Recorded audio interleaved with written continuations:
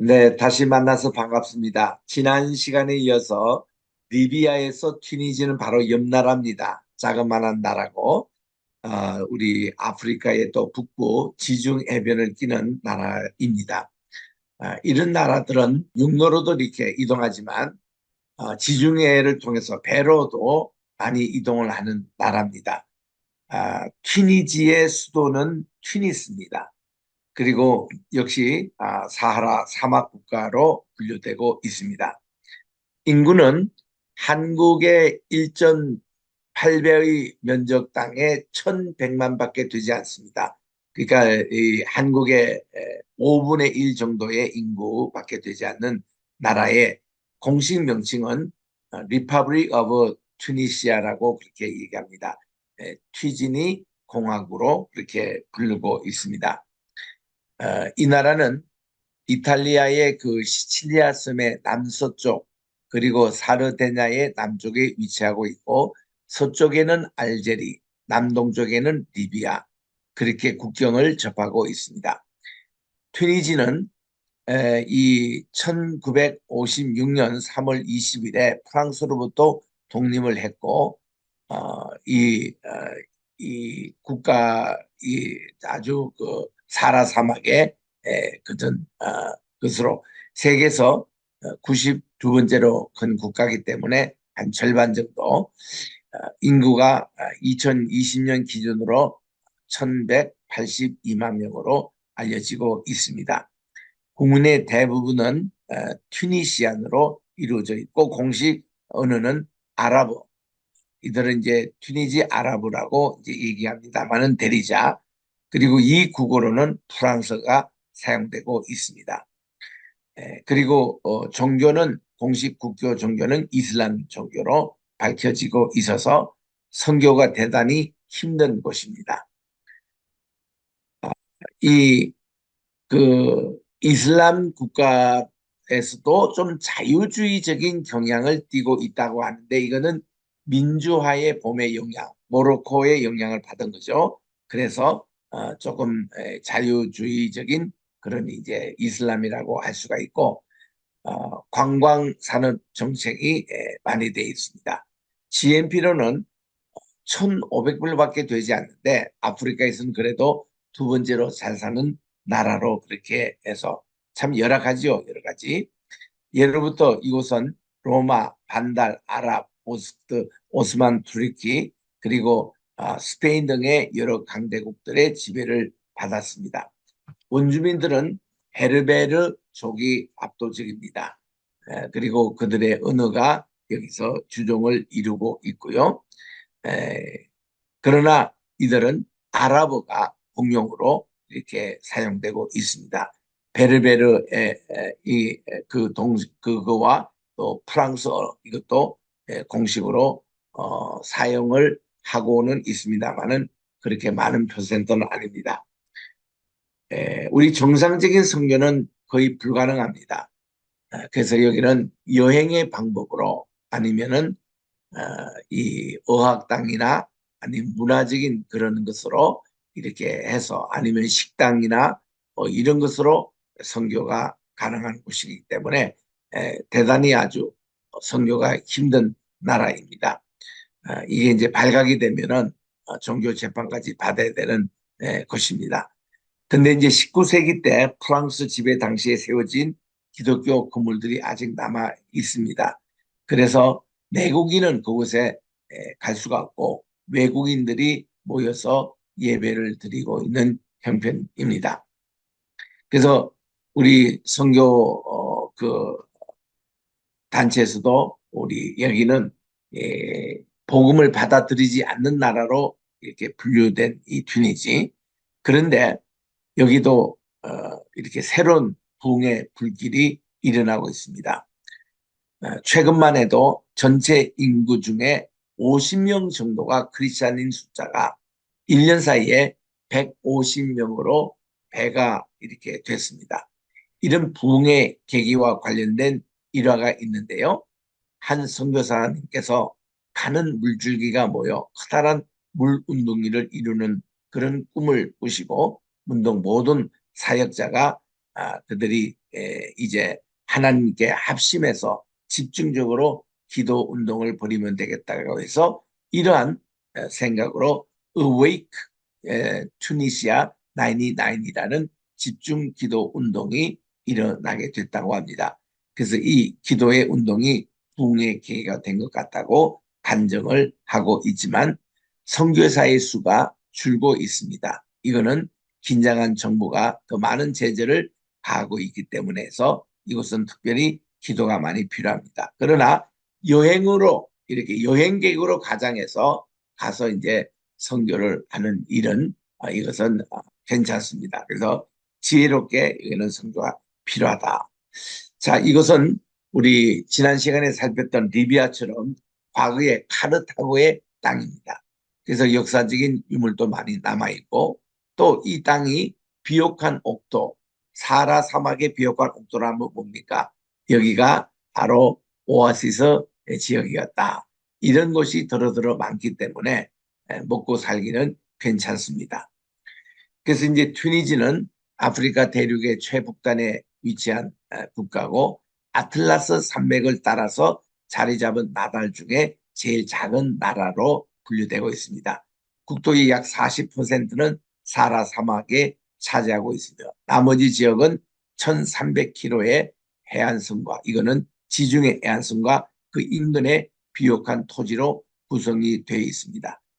튀니지 해안가의 비옥한 토지는 특히 고대에 중요한 역할을 하게 만드는데 먼저 유명한 페니키언들이 설립한 카르다고가 이곳에 있었기 때문에 그렇습니다. 그래서 로마 제국 시대가 여기가 로마였습니다. 이게 속국. 그래서 이 아프리카 이 속주로서 빵 바구니라는 별명이 불릴 정도로 곡창지대로 유명하였습니다. 이 지대가 브레드 바스켓이라는 별명이 있을 만큼.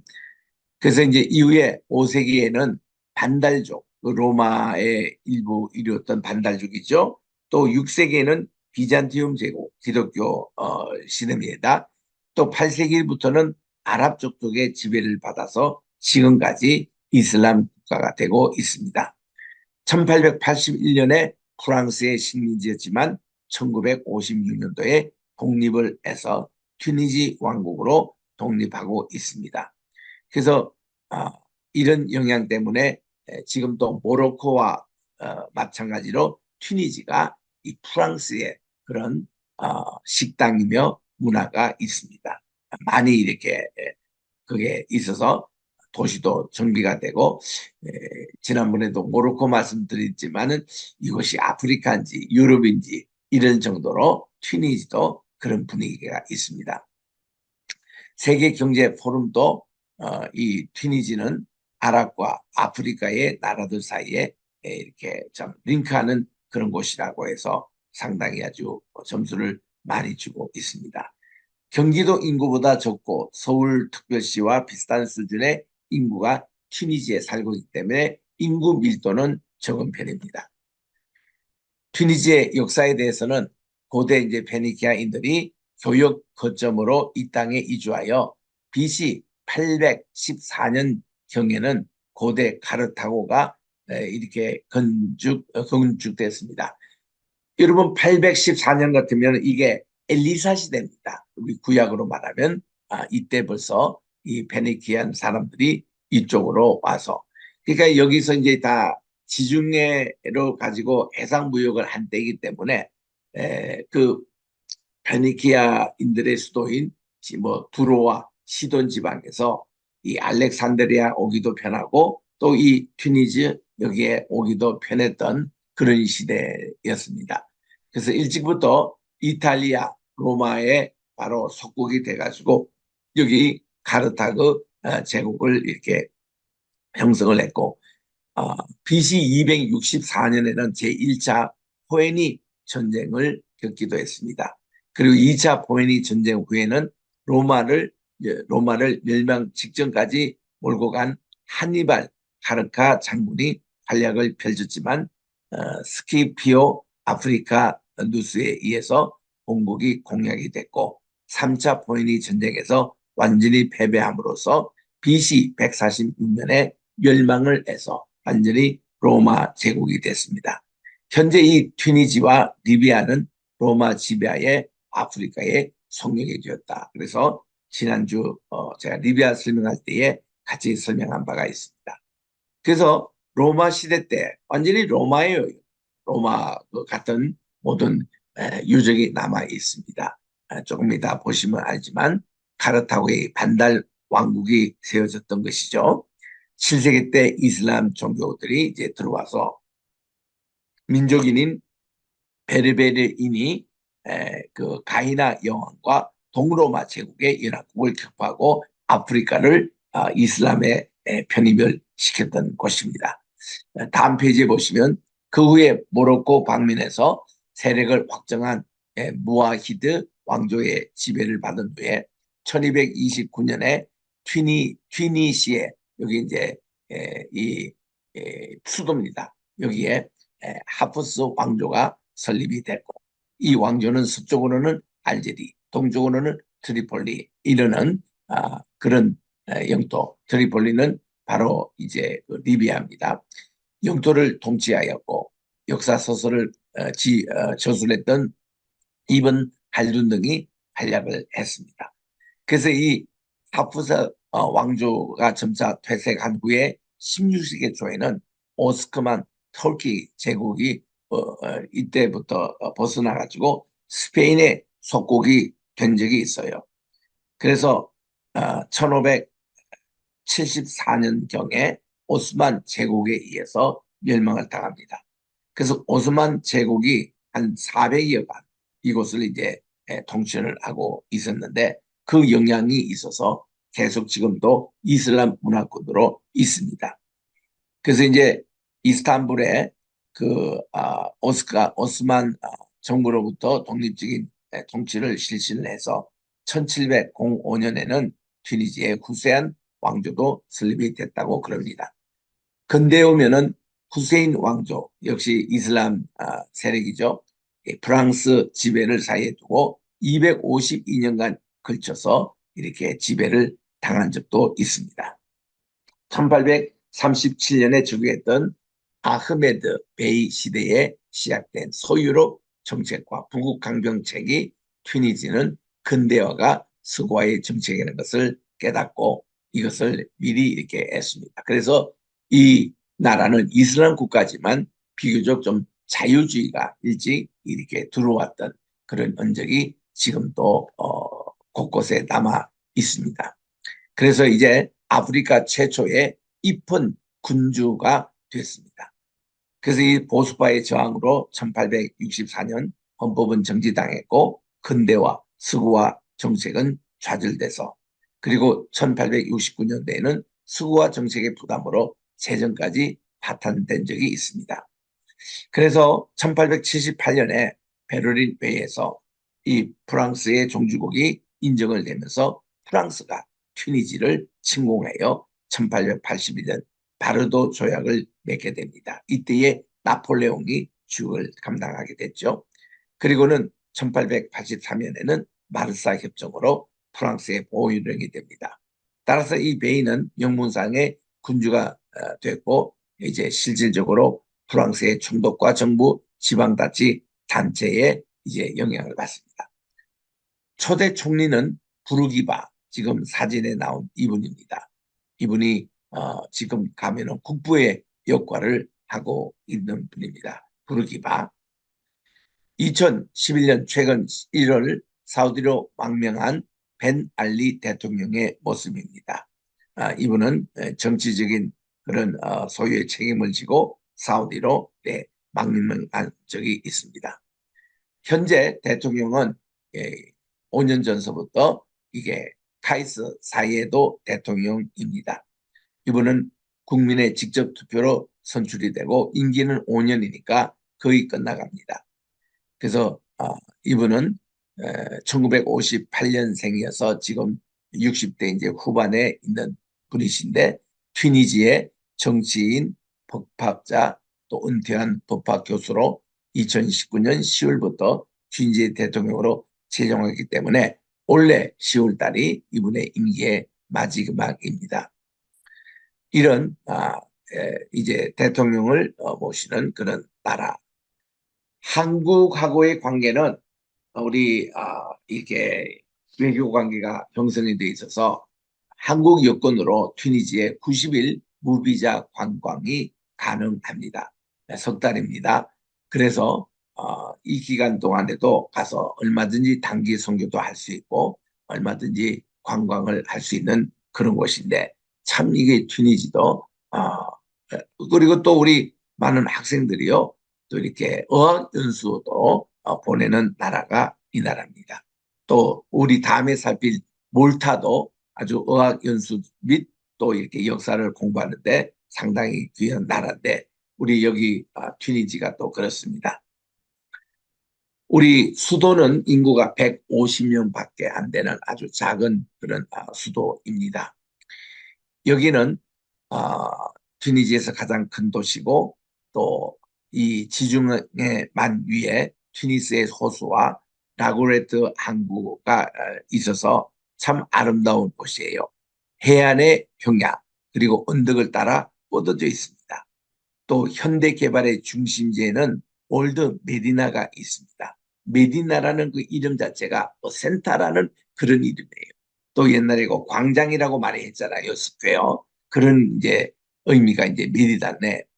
이 구역을 넘어서 카르타고 또 이제 라마르사 또 시디부 사이드 이런 외곽도 됩니다. 요 세 개가 다 유명한 또 도시인데 위성 도시인데 메디나는 도시의 중심지에 이렇게 형성된 스퀘어며 광장이며 중심 센터 이런 용어를 메디나라고 그렇게 합니다.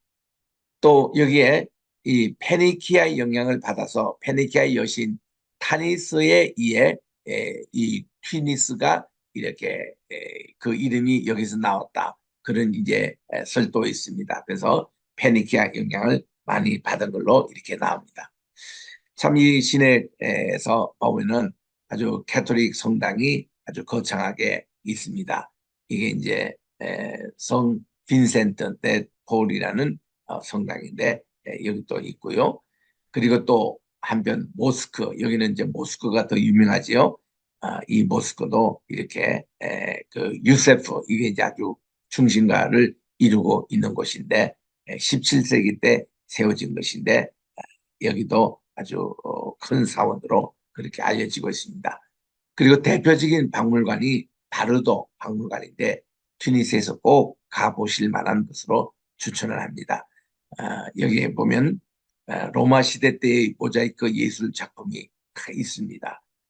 그래서 야 여기가 무슨 뭐 루브르 박물관인지 대영 제국 박물관인지 할 그런 정도로 많은 것이 전시가 되어 있는데 튜니스 베이 궁전에 설립되어 있습니다. 1888년에. 그리고 유명한 카르타고 우리 한니발 장 관계되는 이 카르타고의 폐허는 현재 유네스코가 지정한 세계 문화유산 중에 하나입니다. 그래서 많은 분들이 여기에 찾아오지요. 우리 옛날 또 한니발 장군 또 카르타고 이렇게 이제 영향이 있어서 또 이 카르타고는 우리 신약으로 말하면 신약 27권 정경으로 확정된 회가 이 카르타고 여기서 확정이 됩니다. 그래서 우리 성경 역사 가운데서도 아주 잊을 수 없는 그런 이제 마을이죠. 이게 이제 로마 시대 때 카르타고 여기 그때에 성경이 397년에 이제 27권으로 확정이 될 때에 그때에 이제 이 주역을 감당했던 분이 어거스틴입니다. 이 카르타고 회의에서 이것은 현재 튀니지 일대에 위치해 있던 페니키아의 계열의 고대 도시로서 이 이름은 고대 로마인들이 부르는 페니키아어로 이게 콰르트 하달 슈트라고 그렇게 합니다. 이 새로운 도시라는 뜻입니다. 그래서 이제 그리스인은 칼게돈이라 불렀습니다. 물론 우리 칼게돈 신주할 때 그 칼게돈은 아닙니다. 그 칼게돈은 튀르키예에 있어요. 튀르키예에 있고 여기는 이제 같은 발음으로 이제 칼케돈이라고 불렀습니다. 지중해를 사이에 두고 로마와 패권 다툼을 벌였으며 BC 146년에는 제3차 베토벤이 전쟁에 패배하여 아까 제가 설명했습니다. 로마 공화정의 아프리카 속국의 일부가 되었고 그 후에 파괴된 도시를 BC 46년에 율리우스 카이사르가 재건하여 율리우스 카이사르 로마 황제지 않습니까? 기독교를 많이 박했던 그런 이제 그 황제이기도 합니다만은 북아프리카 일대 상공업의 중심이가 되었던 곳이 바로 이 카르타고 페어 유적지가 나오는데 여기가 유네스코에 지정한 세계 문화유산이다 보니까 많은 관광객이 찾습니다. 또 이거 보면 엔젤 원정 경기장이 있습니다. 이거 보면 이게 로마인지 로마의 콜로세움과 같은 그런 것이 있잖아요. 경기장 안에도 그렇고 이게 높이가 조금 낮기는 합니다만은 완전히 그 콜로세움의 그런 모습입니다. AD 238년에 건축된 현재 지금 엘셈이라고 그래요. 이거를 티스두루스라고 당시 그 지명 이름인데 여기서 지어진 것인데 로마 유적 중에서 아프리카에서 가장 잘 보존되고 있는 곳이라고 합니다. 이거는 뭐 파괴된 적도 없고 지진 난 적도 없고 그러니까 아주 원형 그대로 잘 보존되어 있습니다. 그래서 우리 튀니스에 가시면 이게 꼭 여기에 방문을 하시면 좋습니다. 이제 또 시디부 사이드 이것도 참 휴양 도시기도 하고 관광 도시입니다. 얼마나 해변도 아름다운지 여기는 튀니지 수도 튀니스로부터 약 20km 멀지 않습니다. 떨어진 곳에 위치한 위성 도시 가운데 하나죠. 튀니스 주의 도시입니다. 이 독특한 돔 형태의 지붕과 아치형의 대문 또 발코니가 모두 흰색과 푸른색으로 장식되어 있죠. 튀니지의 이 전통 건축 양식을 많이 볼 수 있어 관광이 많이 찾는 곳입니다. 흰 벽에 또 마린부로 창이 이렇게 바탕인 집이 늘어져 있는 이 고치의 그 거리에 있습니다. 유럽의 예술가들이 많이 체제했던 곳으로 유명하고 튀니스만의 정치를 한눈에 볼 수 있는 곳이 바로 이 시디브 사이드라는 그런 위성 도시입니다. 아주 해양 도시로 아름답습니다. 또 메디나 오브 튀니스라고 아까도 제가 설명했습니다만은 메디나라는 그 뜻은 도시의 중심, 센터 아니면은 우리 스퀘어, 우리 스페인이나 포르투갈에서 공부했던 대로 광장 그런 어떤 의미가 있죠. 튀니스 이 수도에 이런 메디나가 있습니다. 이게 알모하드와 또 하프시드 왕조 치세인 12세기 때의 그 유물 그리고 16세기 때 걸친 이슬람의 세계 가장 위대하고 부유한 도시들의 이것이 속했다고 그래요. 그래서 지금도 보면 궁정, 모스크, 또 이 묘지, 또 마드라사, 이슬람의 신학교입니다. 또 분수 등 700개의 기념물이 여기에 있습니다. 그래서 이 메디나 오브 튜니스 하면은 이런 관광으로도 아주 유명합니다. 이슬람 교도들은 아주 좋아하죠. 또 인구 17만 인구가 거주가 있는 제르바섬이 있어요. 여기도 많은 휴양의 도시입니다. 많은 관광객이 찾고요. 그래도 여기도 참 아름답습니다. 제르바 섬에 보면은 또 악어들이 많이 사는 악어 농장들이 있어요. 악어가 무척 많습니다. 제르바섬이 있고요. 그래서 우리 튀니지에 있는 교회와 선교를 위한 기도 제목을 올리는데 튀니지가 이렇게 1999년 그때부터 이렇게 정 부흥의 역사가 일어나서 지금 이렇게 조금씩 조금씩 늘고 있습니다. 네, 그러나 뭐 다 200명도 채 안 되는 그런 이제 성도입니다만은 지금 현재 베르베르어로 성경 번역을 진행 중에 있어요. 아직도 이게 출간됐다는 소식을 못 듣고 있는데 잘 출판될 수 있도록 기도해 주시고 그리고 종교가 인정되는 유대인이나 캐토릭 뭐 이런 외국인들을 좀 빼면은 100% 무슬림이다. 한 96%. 그래서 여기는 참 전도가 굉장히 어려운 곳입니다. 그래서 우리는 문화 선교 또 우리로 말하면 K문화 뭐 이런 것으로 접근해 가지고 또 우리 거기에 한국의 이게 어, 여러 가지 그 기업들이 이쪽으로 또 진출해서 그런 걸로 우리가 민간 그런 선교 이런 방편으로 또 우리 한국어를 배우기를 원하는 분들이 많으니까 그런 것으로 우리는 간접 선교를 하면 됩니다. 그래서 이 방송통신과 1대1 성경 공부를 통해서 새신자 양육이 꾸준히 이루어질 수 있도록 기도해 주시고 또 비자 발급과 선교사님들이 계속적으로 체류할 수 있도록 기도해 주시고 그리고 7, 8년 기다린 끝에 베르베르 부족이 드디어 신자가 태어났다고 하는데 이런 분들이 잘 성장할 수 있도록 그렇게 여기 선교회에서 이렇게 기도 제목이 올라와 있습니다.